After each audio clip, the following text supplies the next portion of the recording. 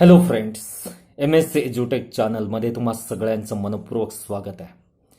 मित्रो, या व्हिडिओच्या माध्यमातून आपण पुन्हा एकदा पार्ट्स ऑफ स्पीच या घटकाबद्दल चर्चा करणार आहोत.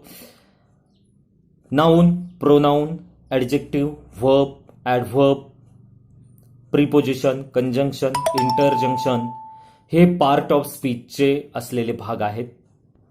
त्यापैकी प्रोनाऊन या घटकाबद्दलचं डिस्कशन आपण या व्हिडिओच्या माध्यमातून करणार आहोत. मित्रांनो, आपल्या सगळ्यांना अगदी लहानपणापासून माहिती आहे, pronoun means the word which are used instead of noun.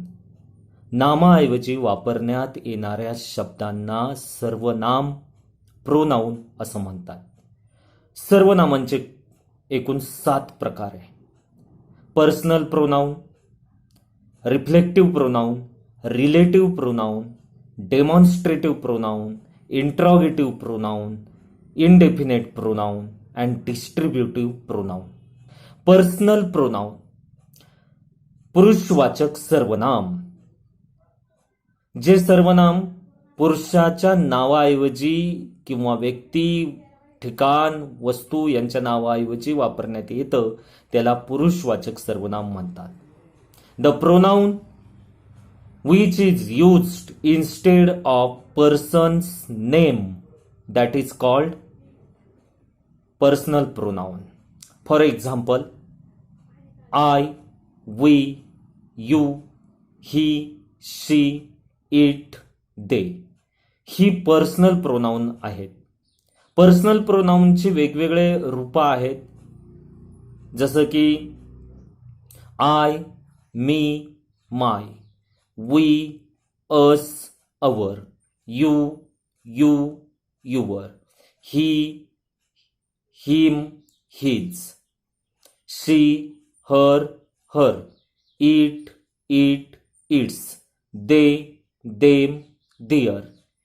ही सर्वनामांची असलेली वेगवेगळी रूपे या सगळ्यांना पर्सनल प्रोनाऊन म्हणतात. त्यापैकी माय, हिज, हर, दियर, अवर ही जी रूपं आहेत त्यांचा वापर विशेषण म्हणून सुद्धा केला जातो, ॲडजेक्टिव्ह म्हणून सुद्धा केला जातो आणि ते पजेसिव्ह प्रोनाऊन म्हणून देखील ओळखले जातात. Second type of pronoun, reflective pronoun and emphatic pronoun. परिणामकारी सर्वनाम. रिफ्लेक्टिव्ह प्रोनाऊन या नावामध्येच त्याचा अर्थ लपलेला आहे. मित्रो, रिफ्लेक्शन म्हणजे प्रतिबिंब. जेव्हा कर्ता जो असतो त्या कर्त्याचं प्रतिबिंब त्या सर्वनामामध्ये दिसत असेल तर ते सर्वनाम रिफ्लेक्टिव्ह सर्वनाम म्हणून ओळखलं जातं. In such type of sentence the subject and object are same and the doer does action over himself, herself, itself. परिणामकारी सर्वनामामध्ये वाक्यातला कर्ता आणि कर्म एकच असतं. कर्ता जो क्रिया करतो ती स्वतःवरच करत असतो, म्हणून त्याला म्हणतात reflective pronoun. For example, myself, ourself, yourself, yourselves, himself, herself, itself, themselves ही सारी एक्झाम्पल आहे रिफ्लेक्टिव्ह प्रोनाऊनची. For example, he speak himself, she made cake for herself. या वाक्यामध्ये तिने केक बनवण्याचं काम केलंय, पण कोणासाठी केलंय? हरसेल्फ, तिच्यासाठी केलेलं आहे. म्हणून हरसेल्फ हा त्या वाक्यातील असलेला रिफ्लेक्टिव्ह प्रोनाऊन आहे. किंवा आधीच्या वाक्यामध्ये ही स्पोक हिमसेल्फ, तो स्वतःशी बोलला, त्याची बोलण्याची क्रिया स्वतःवर झालेली आहे, म्हणून हिमसेल्फ हे रिफ्लेक्टिव्ह प्रोनाऊन आहे. We asked ourselves every time. आम्ही प्रत्येक वेळेला आमच्या स्वतःला विचारतो. ourselves हे रिफ्लेक्टिव्ह प्रोनाऊन आहे. रिफ्लेक्टिव्ह प्रोनाऊनचाच मित्रांनो कधी कधी एम्फॅटिक प्रोनाऊन म्हणून वापर केला जातो.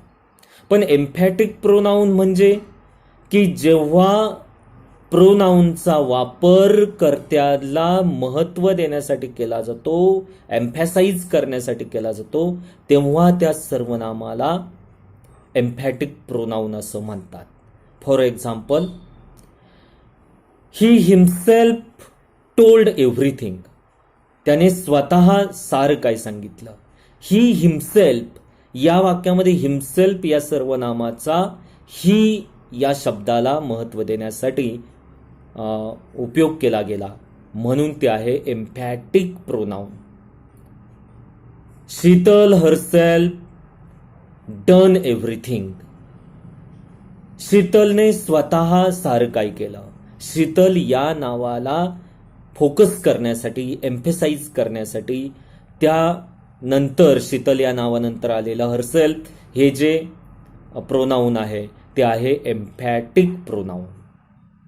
अशा पद्धतीने मित्रांनो, रिफ्लेक्टिव्ह प्रोनाऊन आणि एम्फॅटिक प्रोनाऊन यांची उदाहरणं सेम आहे, पण एम्फॅटिक प्रोनाऊन हे नामाला, कर्त्याला महत्त्व देण्यासाठी वापरण्यात येतं आणि रिफ्लेक्टिव्ह प्रोनाऊनमध्ये कर्त्याची जी ॲक्शन झालेली असते, कृती झालेली असते, ती स्वतःवरच झालेली असते.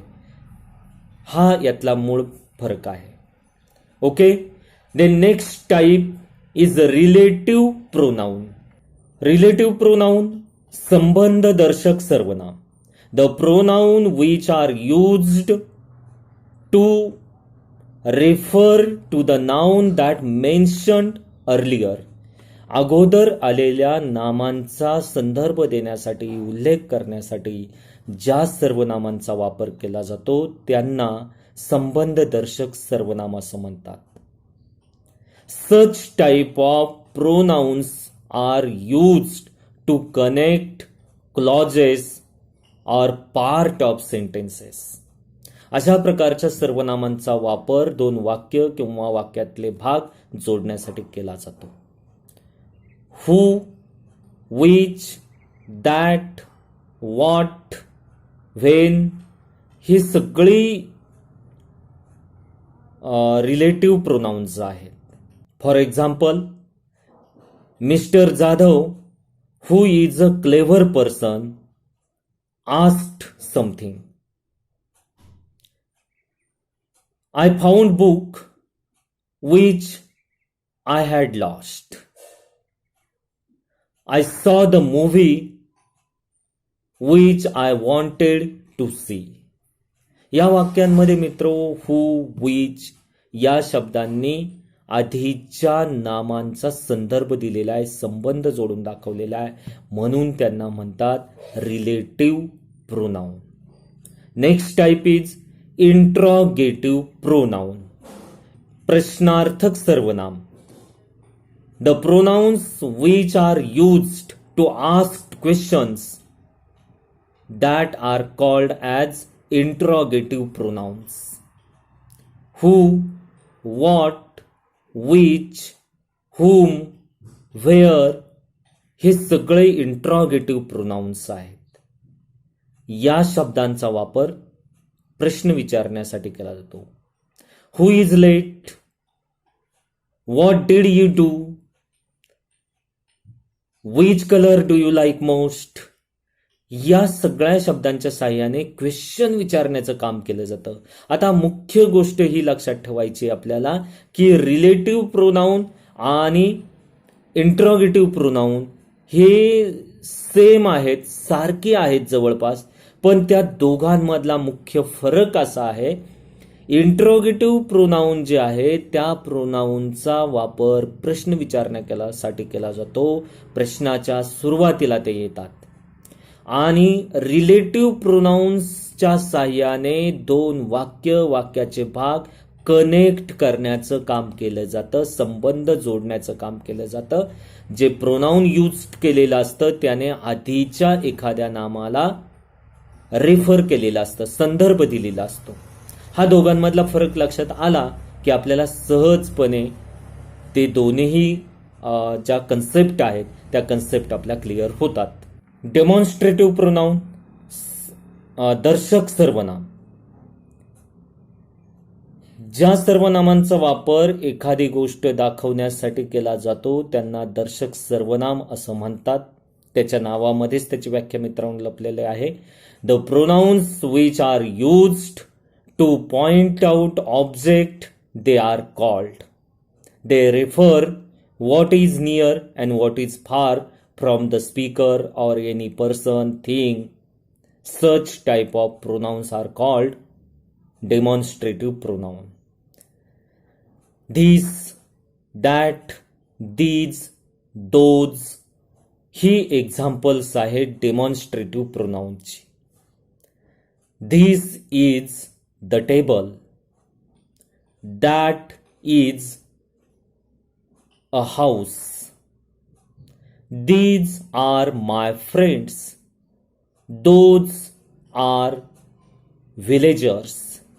Yes, डेमॉन्स्ट्रेटिव्ह प्रोनाऊनच्या साह्याने these याने एखादी गोष्ट, व्यक्ती, वस्तू, ठिकाण हे स्पीकरच्या जवळ आहे असा बोध होतो. तर दॅट, दोज यांच्या साह्याने एक व्यक्ती, वस्तू किंवा ठिकाण हे स्पीकरपासून दूर आहे असा बोध होतो. Then next type is indefinite pronoun. अनिश्चित सर्वनाम. Indefinite pronouns. Sometimes the pronouns used in the sentence do not refer to any particular person, place or thing. They are used in a general way. They are called indefinite pronouns. जेव्हा सर्वनामांचा वापर विशिष्ट व्यक्तीचा उल्लेख करण्यासाठी केला जात नाही, सर्वसामान्यपणे ते वापरलेलं असतं, त्यावेळेस त्या सर्वनामांना अनिश्चित सर्वनाम असं म्हणतात. For example, one, someone, somebody, no one, nobody, something, nothing.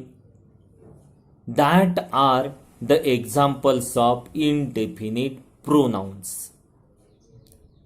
Someone must try for that. Someone must try. No one is ready for the action. या दोनही वाक्यांमध्ये मित्रो someone, no one या दोनही प्रोनाऊनच्या माध्यमातून कोणाही एका विशिष्ट व्यक्तीला रेफर केलेलं नाहीये. जनरली सर्वांसाठी हे सर्वनाम वापरण्यात आलेले आहे, म्हणून ते आहे indefinite pronoun. Then last one, distributive pronoun. विभाजक सर्वनाम. When the pronoun refer to person और thing one at a time they are called distributive pronoun. जेव्हा सर्वनामांच्या वापराने प्रत्येक व्यक्ती किंवा प्रत्येक सिंगल वस्तूला संदर्भित केलं जातं तेव्हा त्या सर्वनामांना डिस्ट्रीब्युटिव्ह प्रोनाउन असं म्हणतात. For example, either, neither, each, none ही डिस्ट्रीब्युटिव्ह प्रोनाउनची असलेली एक्झाम्पल आहे. Sentence examples. Each of you must be careful. Each of you must be careful या वाक्यामधील समोर जो समूह आहे, ग्रुप आहे, अनेक जण आहे, त्यापैकी प्रत्येकाचा संदर्भ घेतलेला आहे, म्हणून each हे त्या वाक्यात असलेलं डिस्ट्रीब्युटिव्ह प्रोनाउन आहे. None of the players tried to win. Players पैकी कोणीही जिंकण्याचा प्रयत्न केला गेला नाही. म्हणजे प्लेयर्स अनेक आहेत पण त्यापैकी प्रत्येकाचा संदर्भ देण्यासाठी ननचा वापर केलेला आहे. Either of the two girls is beautiful. त्या दोन मुलींपैकी किंवा समोर असलेल्या मुलींपैकी प्रत्येक मुलगी ही ब्युटिफुल आहे हे सांगणारे हे वाक्य आहे. मित्रांनो, डिस्ट्रीब्युटिव्ह प्रोनाऊन हे सिंग्युलर पणे वापरण्यात येतं आणि म्हणून आयदर ऑफ गर्ल्स इज वापरलं जातं. इज हे सिंग्युलर वर्ब त्याच्यासमोर वापरलं जातं. Neither of bungalows is proper to live. असलेल्या बंगल्यांपैकी एकही बंगला राहण्यासाठी प्रॉपर नाही.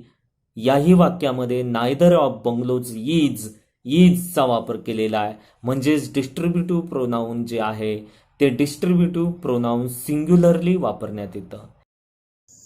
In this way, we have learned the most important and useful parts of speech, that is pronoun. Thank you so much for watching the video. Have a nice day. Have a good day.